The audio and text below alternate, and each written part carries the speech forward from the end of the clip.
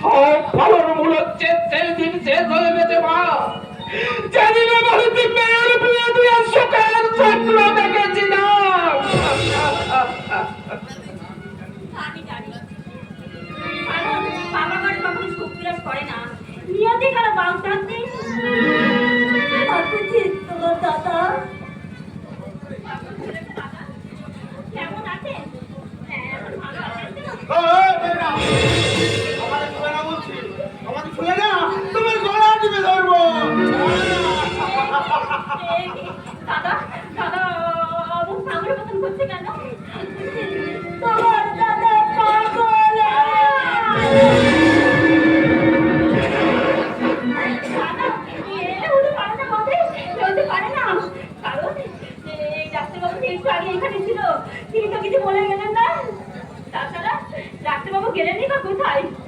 তা তো জানি না মা, তবে যেটুকু বুঝতে পারছি যে হীরককণ্ঠ কোন ষড়যন্ত্রের শিকার হয়ে আজ পাগল হয়ে গেছে।